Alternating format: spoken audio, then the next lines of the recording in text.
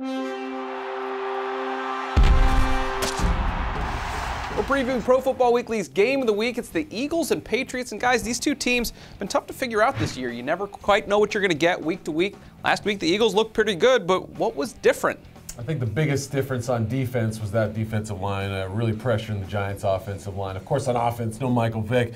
And I think it had kind of a weird effect. Yes, Vince Young threw the 3 interceptions, but I think everybody else felt like they had to step up. Offensive line asserted itself in the fourth quarter. DeSean Jackson made plays, so everybody kind of did their job around Vince Young and picked up the slack. And if Jason Babbitt and Colin Jenkins in that group has another good game against the Patriots, that's going to cause problems for Tom Brady. We saw the Chiefs really put a lot of pressure on the New England Patriots. That offensive line, which is usually one of the best units on that Patriots team, has had some struggles this season.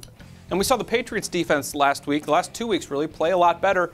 But is that really the case? Are they improving, or is it just a case of playing two really bad offenses? So I think the numbers might be a little deceiving. You look at who they played, Tyler Palko and the Chiefs, and a Jets offense that was completely out of sorts in that Sunday night game. And Palko, he missed some open guys in that game. You know, he was moving the ball early on. He makes a couple of those plays, we have a different outcome. A lot of mixing and matching. Julian Edelman out there in a linebacker position, unknown guys in the secondary. You know, Belichick's going to do his best with his schemes to put them in position, but that defense still has a lot of work to do, and it's going to be interesting to see how many yards the Eagles can pile up on them. Yeah, and we'll have to see those Patriots slow linebackers, whether they're facing Michael Vick, if he's back in the lineup with the rib injury. Vince Young, he can run too. So the other factor, LeSean McCoy. I mean, he is hard to bring down, extremely quick, stronger than advertised through the hole, scores a touchdown almost every week. I think that's going to be the biggest mismatch for that Patriots defense. And these two teams, I think for a lot of people, it could have been a Super Bowl preview before the season started. Obviously, it hasn't played out that way with the Eagles, but what do you think? Who gets the win? I think the Patriots narrowly win this game. I think Rob Gronkowski's really going to pose some problems for that secondary and those linebackers.